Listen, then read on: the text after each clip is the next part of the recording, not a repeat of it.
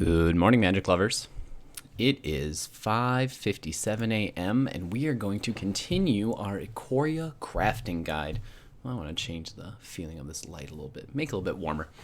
Okay, let's get going because there are plenty. We're doing the multicolors, the lands, and the artifacts right now. There's so many to go through. Holy cats, man.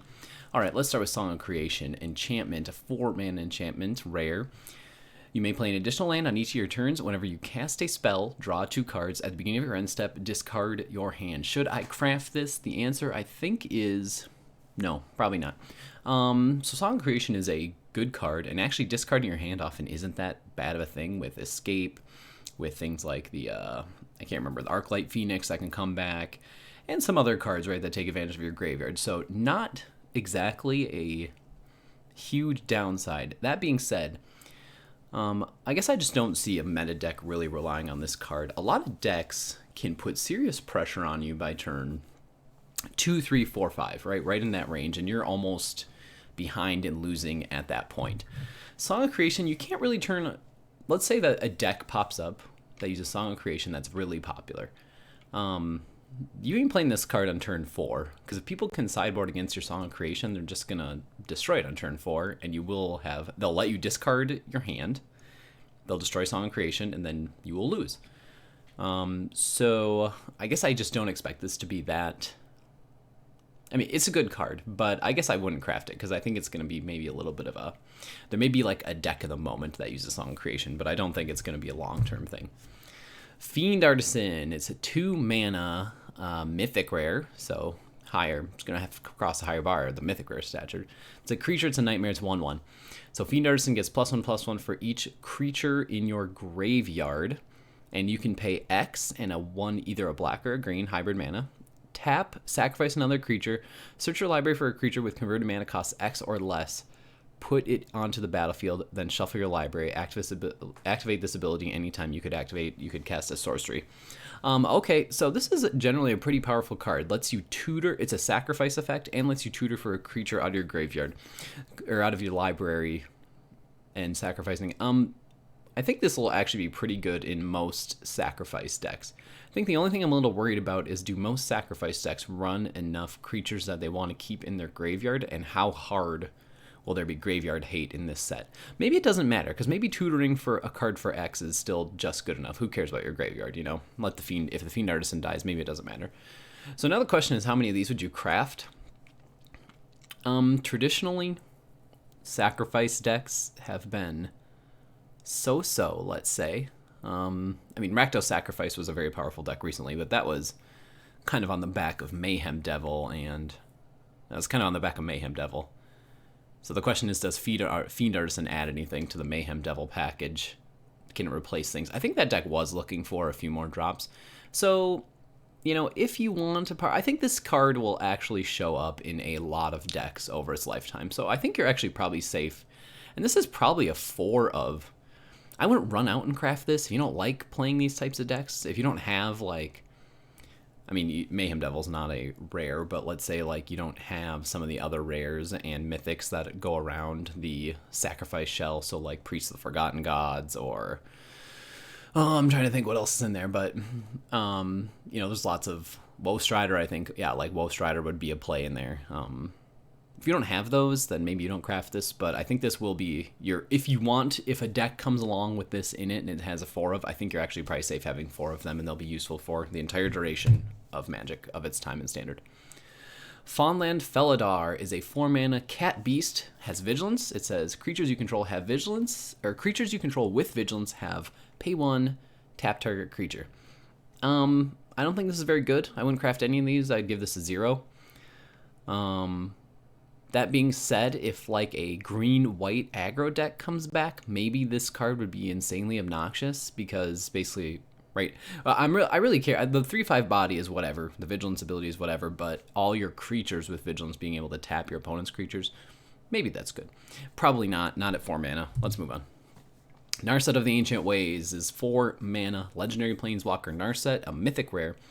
+1, you gain 2 life, add a blue, red, or white. Spend this mana only to cast a non-creature spell. -2, draw a card, then you may discard a card. When you discard a non-land card this way, Narset of the Ancient Ways deals damage equal to the card's converted mana cost to the target creature or planeswalker. Okay. And then -6, you get an emblem with, whenever you cast a non-creature spell, this emblem deals 2 damage to any target. I think this planeswalker, you're safe crafting. If you want to play this one, you're probably safe crafting 2 of them. Assuming you have the rares to support a, right, this is going to be going in a control deck, so assuming you have the rares around this color combo, you're fine crafting a couple of these. You probably don't want a lot of these, because turn 4, again, like, right, Narset, so she does put pressure on your opponent, but not a ton of pressure on the opponent, right? If you play this on turn 4, it's not like when you play a Nissa, which immediately makes a blocker and an attacker, or, some other planeswalkers who immediately affect the board, like, in a threatening way. Your opponent can probably manage Narset. Now, what's nice about Narset, so she ramps you a little bit, and there are we'll see some 7-mana multicolored cards, so you'll really want to keep those. And then she also immediately can protect herself, so if your opponent has a creature out, you can do the -2, and she only goes to 2, so you can actually do that twice before she's gone, and that's kind of nice. So yeah, I think you're safe having a couple of these. I wouldn't really want more than 2 of these, probably, because just typically 4-mana legendary planeswalkers, we're not really running, most decks don't run more than 2 of them. Whirlwind of Thought and Enchantment. Whenever you cast a non-creature spell, draw a card. Probably not a standard card. It's a cool card. It's 4 mana though. And so again, a 4-mana card that does not affect the board right now in standard is not very good. I don't think, I could be wrong. Maybe this is fine. Maybe this is good, but I see it more probably as like a commander card. People love this card in commander. But I wouldn't craft any of these if you get it. And even if you do you're playing a deck that you really need these, you don't probably want more than 1 or 2. That's about it. Now, Throi, Apex of Death, is a 5-mana legendary creature, Cat Nightmare Beast. Has Mutate for 7. And then its abilities, Death Touch Life. Oh, it's 5/5. I should say that too. Death Touch Lifelink. Whenever this creature mutates, return any number of target creature cards with total power 10 or less from your graveyard to the battlefield. So it brings creatures back from your graveyard up to a total power of 10 or less. This is a powerful effect. Again, it always depends how much graveyard hate there is.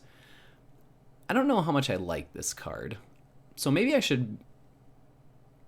actually fine, because a 5-mana 5/5 Death Touch Lifelink can have its place. We had the Cavalier Knight, didn't have Death Touch. It was a 4/5 for 5.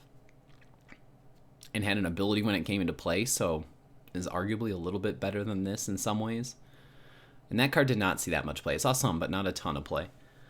I guess I wouldn't craft. I think this one is still too circumstantial. This is a fun card. The ability is good, but I just don't see it. I mean, I stand by this. I said in my last video on crafting that I actually don't think Mutate is going to be that powerful. I don't think people are going to play a lot of Mutate. I mean, and this has a few too many. The Mutate ability is awesome, right? Get a bunch of stuff out of your graveyard. But there's a few conditions, right? So your graveyard has to have a bunch of stuff in it, which is not always guaranteed. Especially if you run so for me, if I'm running these colors, if I'm running Abzan, I'm running kind of a mix of planeswalkers and creatures up to my high mana cost. And the Throi, right, would only give me back my creatures. So, I kind of missing out on most of the permanents that I want to get, or a lot of the permanents I want to get. Then obviously you have to ask yourself, is this better than the other 5-mana cards and 6-mana cards, 7-mana cards if you're thinking about the Mutate, you want the Mutate cost. Is this better than a Liliana? Is this better than a Garruk, Cursed Huntsman? Cursed Huntsman, is that the one that they have? That's out right now. Either way, it doesn't matter. Is it better than those cards? And I probably would not put this card in these colors with those competitors right now, at least. So maybe after rotation, I would not craft any of these, not with mythic rares. It's too circumstantial. A Luna, Apex of Wishes, a 5-mana 6/6 flyer, a Beast Elemental Dinosaur. Okay, so now this guy's getting a little threatening. Has a Mutate ability for 6. Has Flying Trample. Whenever this creature mutates, exile cards from the top of your library until you exile a non-land permanent card. Put that card onto the battlefield or into your hand. Okay, so this is pretty sweet. You mutate it. You get to exile cards from the top of your library until you find a permanent. You can put it into play or put it in your hand, whatever you want. Until you exile until you exile a non-land permanent card. Okay. What do you do with the rest of the cards? Oh, they're exiled. Okay, so if you're not running a lot of permanents, this one is a little risky. This card I think is better than the other one. because this one is just a 5-mana 6/6 flying trampler, which is pretty scary and costs 1 less mana. So you know what? I'd give this one, if you come across a deck that wants you to craft this, I think you could craft a couple of these. I mean, it's still riskier than some of the mythics that we're going to come across, I think. Some of the rares we're going to come across, but overall, I think this one is better, let's say, than the one we were just looking at. So I'd say maybe you're safe crafting 1 or 2. Safer than the Nethroi, for sure. Because this one doesn't have as many conditions, right? A, it's cheaper. B, this can kind of go in... What I like about this card is it can go in a blue... Like, any card with blue, red, or... Yeah, any deck that uses red and blue or green and blue. So that's kind of nice, right? It doesn't... I mean, you maybe wouldn't be able to cast from your hand, but you could at least mutate it for those cards, those colors. So I think you're safe crafting this one, honestly. Just a 1 or 2 copies, safer than the other one. Again, you might be safer waiting, but you could do it. Quartzwood Crasher is a 5-mana dinosaur beast, 6/6, has trample. Whenever 1 or more creatures you control with trample deal combat damage to a player, create an XX green dinosaur beast creature token with trample, where X is the number of damage those creatures dealt to that player. No, this is not I don't think this is a card that's going to make it in standard. It's a 5-mana 6/6, which is a good rate, but I just don't. I don't think this card is seriously for standard players, honestly. I mean, it's a nice big body, but it's definitely not the best 5-mana thing you can play. So I guess I don't see it being played, and I don't see it making it into any standard decks. It's commander and limited stuff, so just pass this one up. Snapdax, Apex of the Hunt, 4-mana dinosaur cat nightmare. It's a legendary creature, can mutate for 5. Has double strike, it's a 3/5. Whenever this creature mutates, it deals 4 damage to target creature or planeswalker and opponent controls, and you gain 4 life. A great anti-aggro card. I mean, at 4 mana, you can drop this thing on the board. It's a 3/5 double strike. It can be very hard for your opponent to get through it without just targeted removal. The ability is also nice at 5 mana, being able to deal 4 damage to target creature or planeswalker and gaining 4 life. Again, an anti-aggro card. So if aggro is running rampant and you are running these colors, this is an amazing card.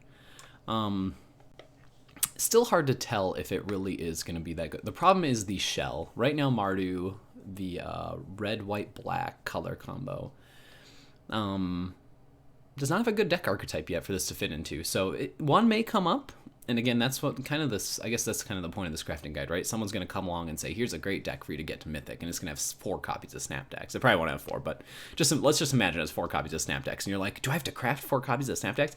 I would not craft 4 copies of this.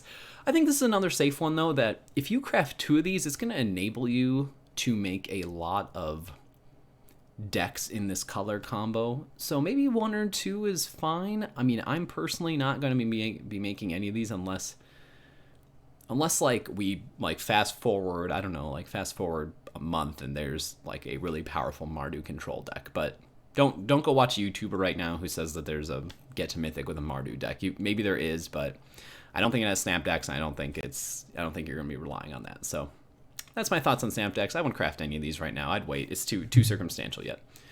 Kinyon Prodigy, a legendary creature human druid, a 2/2 for 2 mana. Whenever you tap a non-land permanent for mana, add 1 mana of any type that permanent could produce. And then you pay 7, look at the top 5 cards of your library. You may put a non-human creature from among them onto the battlefield. Put the rest on the bottom of your library in a random order. Really don't know how to watch. So here's what I'd say. I wouldn't craft any of these right now because I really don't know how to... Personally, I don't know how to judge it. Just on average, a 2/2. So this is an insanely powerful ability, ramping you an insane amount, and then also being able to spend that mana, giving you both of those in a single card. But typically 2/2s are very easily removed, and in the past are very easily removed, so I guess I don't see a deck taking off. And especially right now, given what blue-green has for its ramp options, with Uro and Growth Spiral and... what's some of the other ones? I mean, it doesn't really matter. They have Nissa. They've got so many things to ramp them up that Kinyon Prodigy is like maybe a little bit too has a little bit too many conditions, right? Because you have to have other non-land permanents that tap for mana, and I guess in standard at least, this is a lot worse than just getting permanent lands on the board, in my opinion. So I wouldn't craft any of these. I'd just wait and see. Maybe an insane deck comes along that uses this, but right now I think it's too uncertain. I would not. If you see a deck tomorrow that says use this, I would not make these. I would not make this. yeah, that's all. Do not craft any of those. Luris of the Dream Den. Here we go with the Companion mechanic. 3 mana. Legendary creature Cat Nightmare. Has Companion, which states each permanent card in your starting deck has converted mana cost 2 or less. If this card is your chosen companion, you may cast it once from outside the game. It has lifelink, it's a 3/2. And during each of your turns, you may cast 1 permanent spell with converted mana cost 2 or less from your graveyard. So I have the added benefit. I'm recording this video 2 or 3 days into the Ikoria release. And it's looking like the companion mechanic is going to be insanely powerful. And so the question is this one, how insanely powerful is this one? Because you basically get to, if you follow the rules, you basically get to start with an 8th card in your hand. An 8th card that you've tutored, right? So you know exactly what it is. You get it every game. Do you want 4 of these? I mean, I think you are probably safe crafting 4 of these if you really want to make that deck. And I think it's going to be powerful.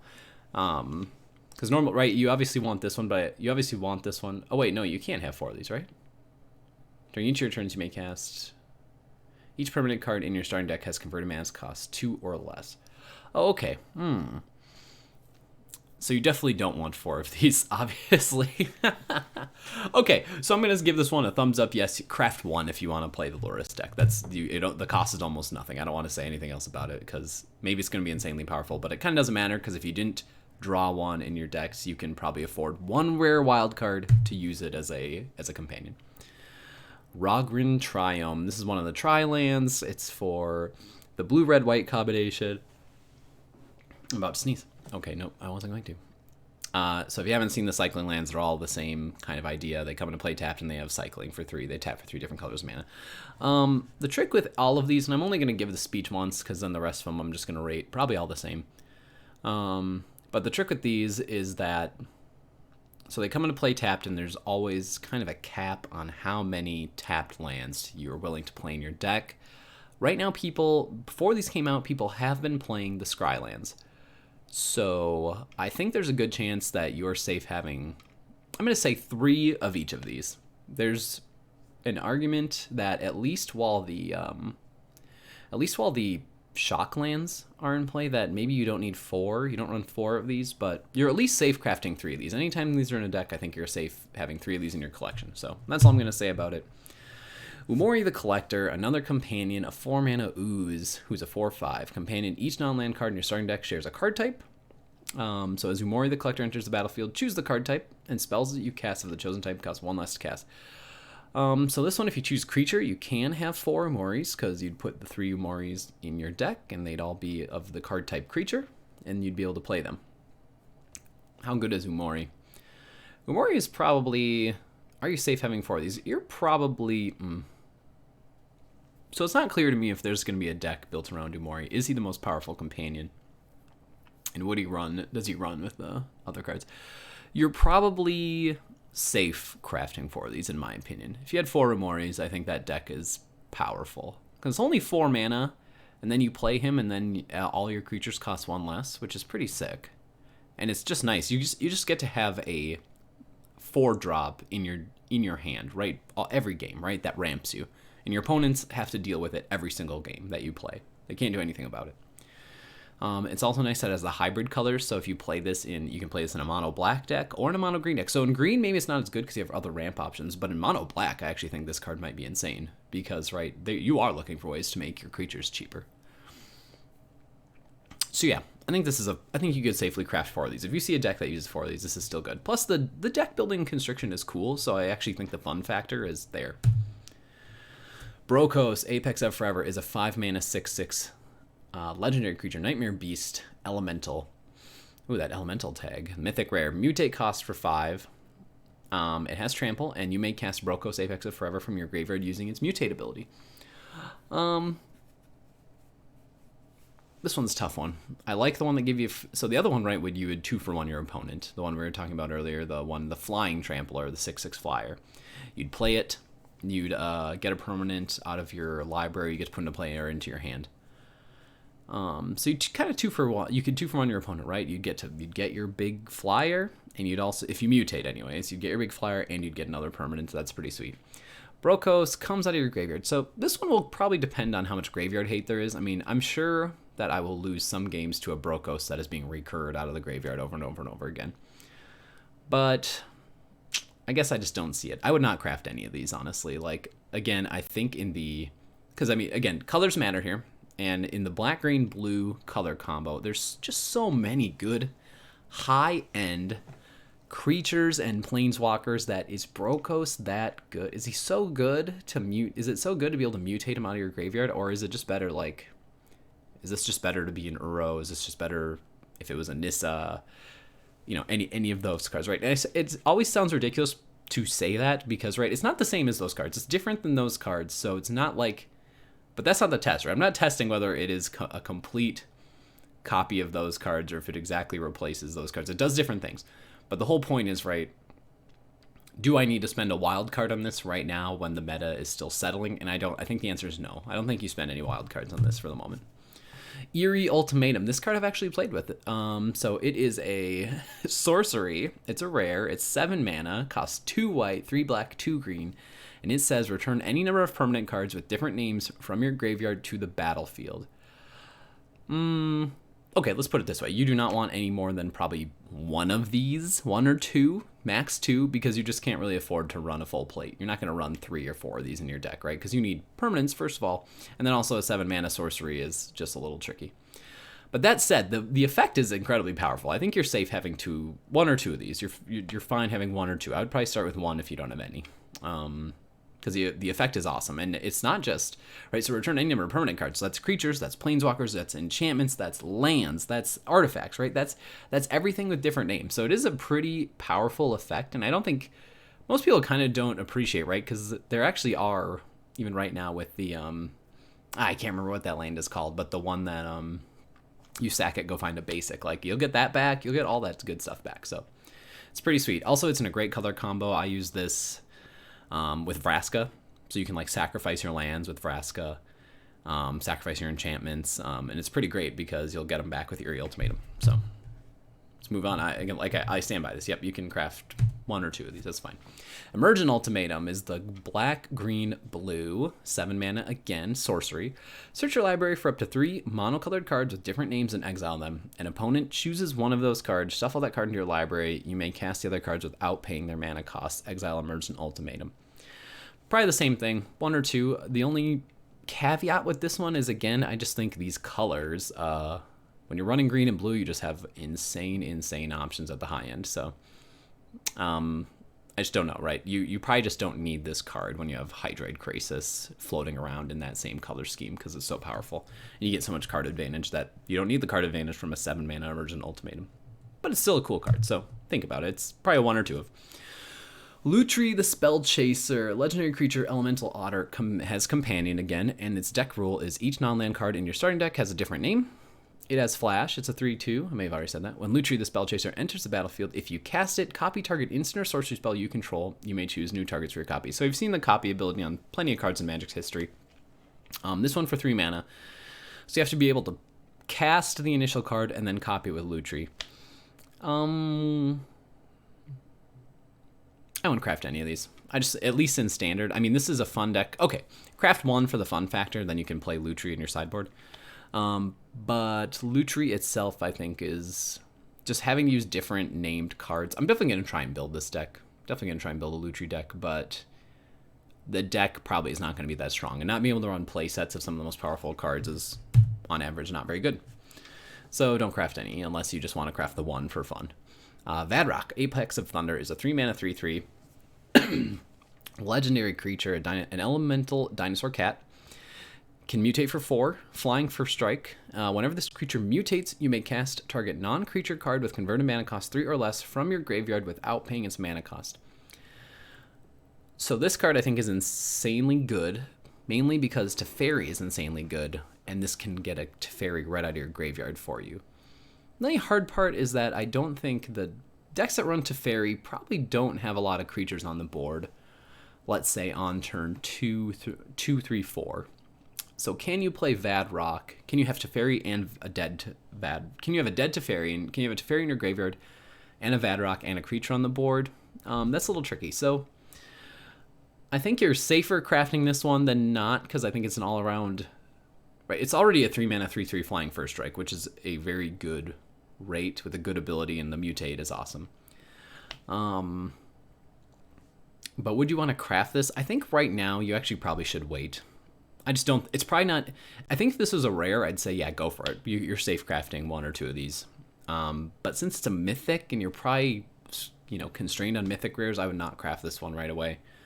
Because I think the conditions are a little bit too. I want to try this one out in a blue, red, white deck, but I think if you're not sure, you should wait, because I don't think that the best decks are going to use it. Saville, Bane of Monsters, is a 2-mana legendary creature, human rogue. It's a mythic rare. 1/3, Death Touch. At the beginning of your upkeep, if your opponents control no permanents with bounty counters on them, put a bounty counter on target creature or planeswalker an opponent controls. Okay, so it just goes on creatures and planeswalkers. And whenever a permanent an opponent controls with bounty counter on it dies, you gain 3 life and draw a card. Okay, so only when they die. So not if I exile, not if I bounce, not any of that stuff.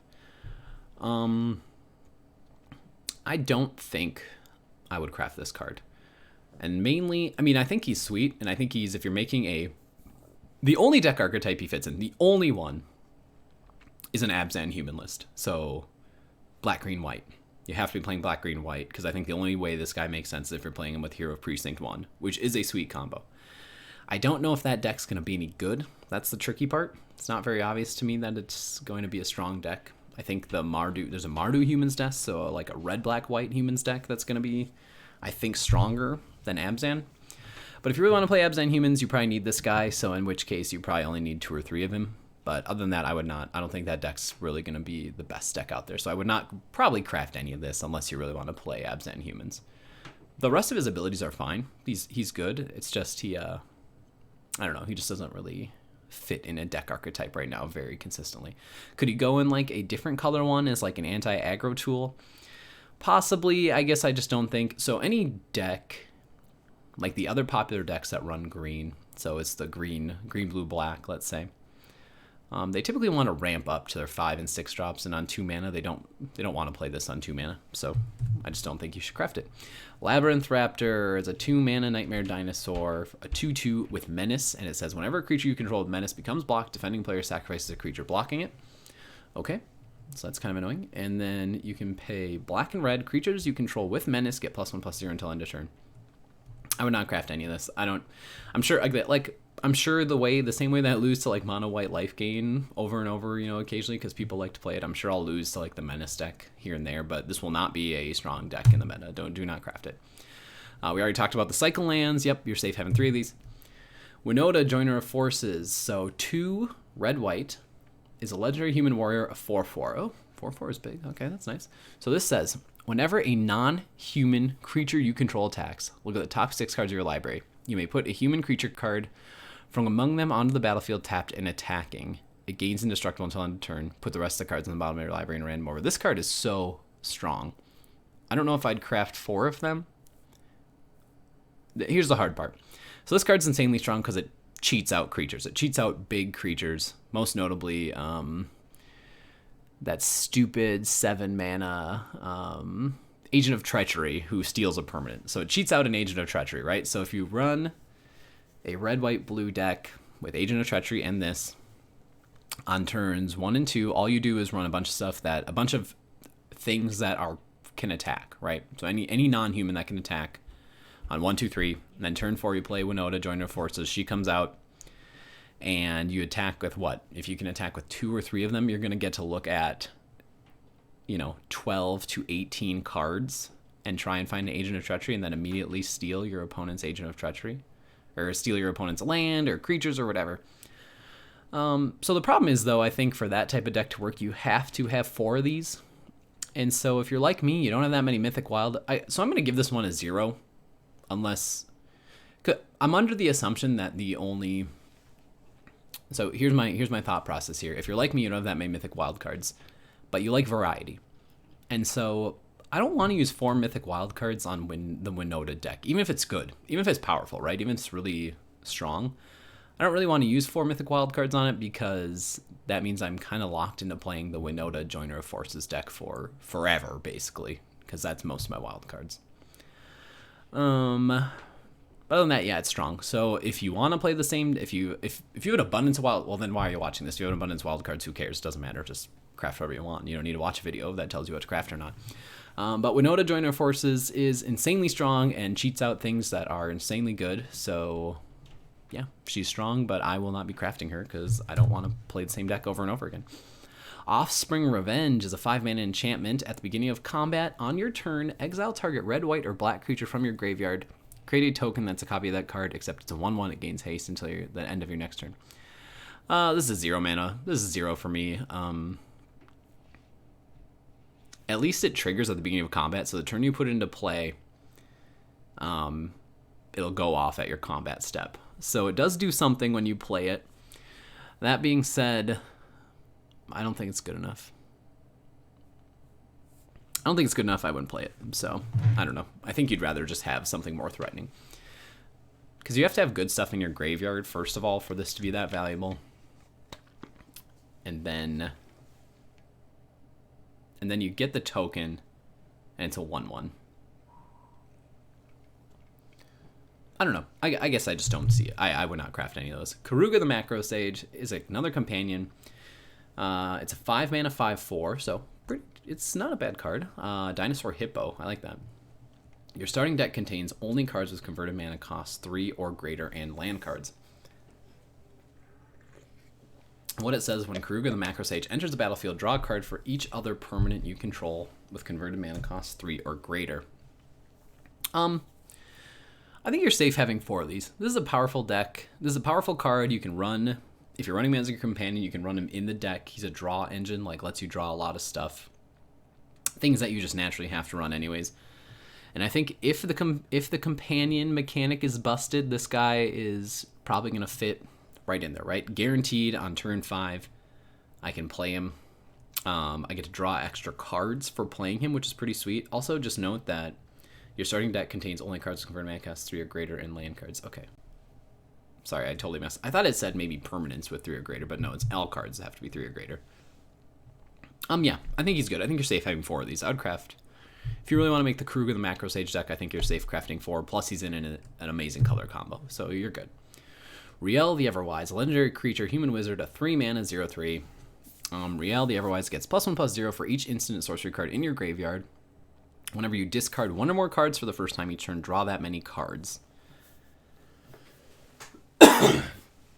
So it's a value engine and gets bigger as you have instant and sorcery cards in your graveyard. This is an interesting card, but I don't think it's good enough, especially not at Mythic. I'm not going to craft any of these. Is it? Blue-red is not a particularly great, really strong color combo right now. And it typically relies on Flash right now as its best archetype, and this doesn't even fit the Flash archetype, especially at 3 mana. If this was maybe 2 mana, maybe at 2 mana you could play this. But at 3 mana, it's almost, I want to say almost unplayable, because that is the turn when you really need to have your counter spells up and be ready to start getting tempo on your opponent, getting ahead of your opponent on the board. So I just don't know. I don't think so. I wouldn't craft any of these, especially not at Mythic Rare. Skycat Sovereign, 2 mana 1/1, rare. Flying. Skycat Sovereign gets +1/+1 for each other creature you control with flying. And you can pay 4 and you can create a 1/1 white cat bird creature token with flying. If you want to play a flying deck, and there are cards out there for that archetype, I guess I would craft 4 of these, but I don't want to play that deck, and I'm not going to craft any of them. So, but again, that deck it's not great, and honestly, okay, there's an argument that deck doesn't even need a Skycat Sovereign because it has a lot of tools that buff flyers and things like that. So, do you really need this card in it? So maybe you shouldn't craft any of these because it just doesn't need it. Look up the deck list if you really think it needs this. If you want it, you're probably safe crafting it because it'll be useful in it. But I would not. I wouldn't craft. It's not going to be the best deck in the meta, so you really shouldn't craft this card.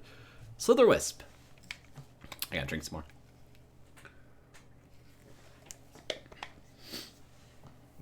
My voice is getting a little tired. Slither Wisp is a 1 blue mana, 2 black.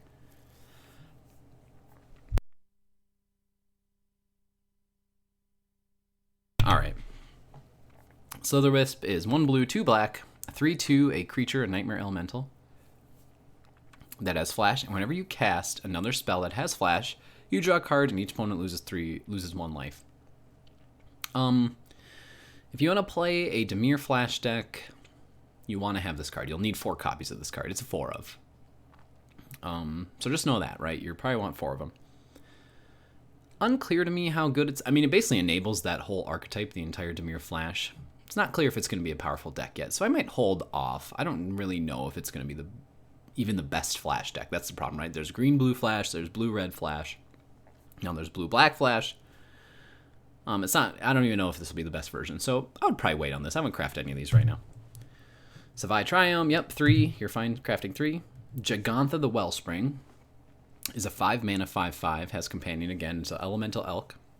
Companion, no card in your starting deck has more than 1 of the same mana symbol in its mana cost, and then this can tap to add 5. This mana can't be spent to pay generic mana costs. Oh, interesting. Oh, interesting. Can't be spent to pay generic mana costs. Okay. I don't know. I have no idea. I don't craft this card. It could be good. I don't want to say it's not going to be good, but I really have no clue if it's good or not. Not a clue. Inspired Ultimatum. Blue, it's 7 mana. It's another part of the elemental, the Ultimatum cycle. Sorcery. Target player gains 5 life. Inspired Ultimatum deals 5 damage to any target, and then you draw 5 cards. I would not craft any of this. The effect is powerful, but I guess for 7 mana, I don't know if I'd want to be holding this. I think there's probably better things to be holding. I mean, gaining 5 life at turn 7, how consequential is that? I mean, obviously, if you're against mono red and you're at 3, it's really great. But a lot of times, it's just not really going to matter. It's not going to make that big of a difference. If you made it to turn 7, you're in a control matchup, then the life doesn't matter at all.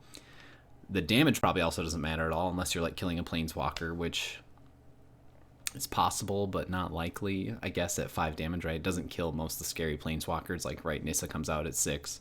I think Ashiok goes up to 6 when he pluses. So, yeah. It's just okay. And then drawing 5 cards is great, but I don't know. You can maybe craft one of these. I would never put more than one of these in a deck. The lands, yep, 3 of them is fine. Titan's Nest, at the beginning of your upkeep, so it's 4 mana enchantment. At the beginning of your upkeep, look at the top card of your library. You may put that card into your graveyard. Exile a card from your graveyard, add 1. Spend this mana only to cast a colored spell without X in its mana cost. Okay, so you have to cast a colored spell, and you can't pay the X cost with this. So it basically just gets you a free mana every turn. Free colorless mana every turn. And lets you fill your graveyard. Well, actually, Oh. I take it back. So what it does is you can exile any number, right? This ability, it doesn't say you can't spend it more than once. You can exile any number of cards from your graveyard to add the colorless. I don't know. This card could show up. I think that right now, again, the problem is it's competition. In the blue, black, green space, there's plenty of ways to get a ton of mana. And so you don't need to play a 4 mana, enchantment that exiles cards from your graveyard. You don't need to do that because you can get so much more mana in other ways. So I've not crafted any of these. There's a chance it shows up. I don't know. You probably don't want to run. The issue is, I think, too, with this, you probably want to run... I don't know. I wouldn't want 4 of these in my deck, but if I want to reliably get out the mana, like the greater mana, I probably have to. So, I don't know. I wouldn't run it. I wouldn't craft it. It's not worth it. Death's Oasis is an Abzan color, so it's 3 mana, white, black, green. It's an enchantment. Whenever a non-token creature you control dies, put the top 2 cards of your library into your graveyard. Then return a creature card with lesser converted mana cost than the creature that died from your graveyard to your hand.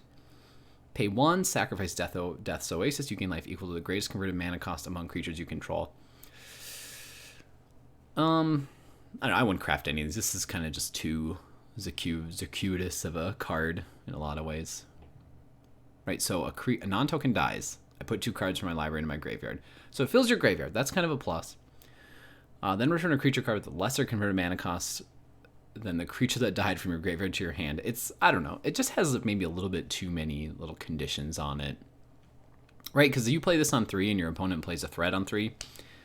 And then let's say you had a creature out and it dies, and then you do the ability. And let's say you don't even hit a creature that you can put in your hand.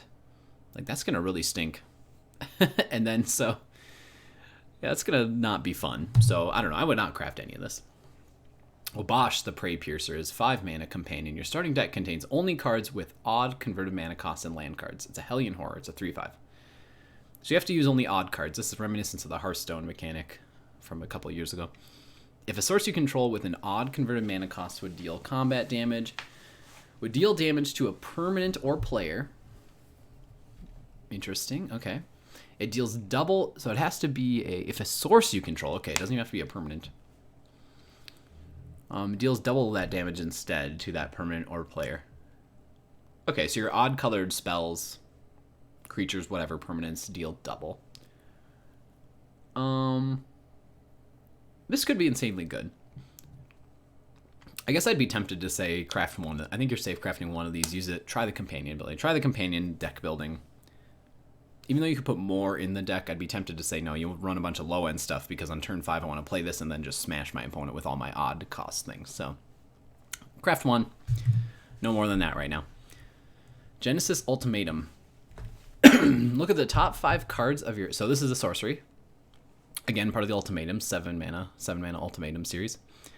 Look at the top 5 cards of your library. Put any number of permanent cards from among them onto the battlefield and the rest into your hand. Exile Genesis Ultimatum. This is pretty good. For 7 mana. 7 mana, if you're running a lot of permanents, you could get a lot of strong cards on the board all at once, which is pretty sweet. So I think you're probably safe having 1 or 2 of these. You can try them out. I don't think there's anything wrong with that. It'll be a little tricky. I mean, it is in green-blue, so you can ramp up to this pretty easily. So yeah, I think you're safe having 1 or 2. Again, like all the ultimatums, you don't really want any more than 1 or 2. Kahira the Orphan Guard. This card I know of, and it looks insane. So it's a 3 mana companion. Each creature card in your starting deck is a cat, an elemental, a nightmare, a dinosaur, or beast card. It's a 3/2. It's a cat beast itself. It has vigilance, and then each other creature you control that's a cat, elemental, nightmare, dinosaur, or beast gets +1/+1 and has vigilance. This card is nuts. Nuts good, I think. It's in green, which is good. It's not like elemental. The deck building constraint is really, I think it's easy to meet. Like elemental decks were already pretty popular and strong. Like they were already good, and I think this card just makes them even better. Plus, you can just guarantee turn 3 I'm gonna have an elemental to play. Oh no, this is a cat beast, but turn 3 you know you're gonna have something to buff your elementals. So yeah, it's great. It's a great card. I think you're safe crafting at least 1, but probably all 4. It's probably going to be strong enough for that. Ruinous Ultimatum, 7 mana, destroy all non-land permanents your opponent controls. 1 or 2 of, I guess, again, is like the other ultimatums. Problem is, this one I would not craft right now because there's just not really a deck shelf for it. That's really that competitive. So you can wait and see. Maybe one will come up, but right now there isn't one. Crystalline Giant, 3 mana. Artifact Creature Giant, a 3/3 at the beginning of your combat on your turn. So this goes off the turn you play it, as long as you play it pre-combat. Choose a kind of counter at random that Crystalline Giant doesn't have on it from among flying. Oh, so you have to choose at random. So this card is obnoxious if you're playing it in Paper Magic, isn't it? And it is from Flying, First Strike, Death Touch, Hexproof, Lifelink, Menace, Reach, Trample, Vigilance, and +1/+1. So there's no haste counter in there, unfortunately. That would be sweet if you could get this just to be a hasty, huh? Put that counter of that kind on Crystalline Giant. I would not craft any of these. This card's not going to be played. The end. Bonder's Enclave. Ooh, a rare land that is not the Tri-Lands. Add a colorless. Has 3-tap, draw a card, activate this ability only if you control a creature with power 4 or greater. You're probably safe having like 1 or 2 of these. I think these could go in a big creature deck. It's a way to kind of generate more value. I think it'll probably be more popular in Commander and stuff like that. That'll be nice. General Kudra of Dranith. I'll tell you, this guy's probably a 3 or 4 of right away. If you want to run humans. If you don't run humans, you don't craft any, but he's a 3 or 4 of safely right now. 3 mana, legendary creature, human soldier. He's a 3/3. Says other humans you control get +1/+1. And whenever General Kudra or another human enter the battlefield under your control, exile target card from an opponent's graveyard. So it lets you do some graveyard hate. And then for 2, sacrifice 2 humans, destroy target creature with power 4 or greater. Yeah, he's incredibly powerful. If you want to play the humans tribal, which is pretty strong right now, I think, at least in Mardu. So red, black, white. But also, I'm going to try the Abzan one, which would be green, white, black. And maybe there's just a Orzhov, so just a white, black humans. It's pretty strong. And so I think he's a lord, right? He's a human lord, so you want 4 of them, 3 or 4 of them at least. He's good. Yeah, so he'd be a 4 if you want to do it. I know that's a lot of mythics. If you're really careful, you could just not craft any of these because there's probably an open, right? Human tribal is not a thing before this set, and it's possible that it's just going to be a flash in the pan gone. Human tribal will not be a thing at all. It's going to be a bad deck, but it is. I think you're safe having him because he's just strong with mostly Hero Precinct 1, right? He's amazing with Hero Precinct 1.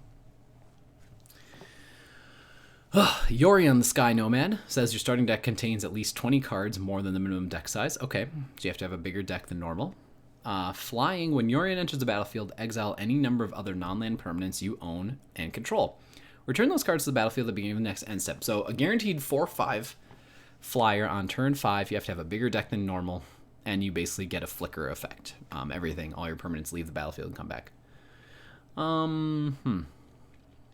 Well, hard to say. I guess right now I'd say I'd wait on this one.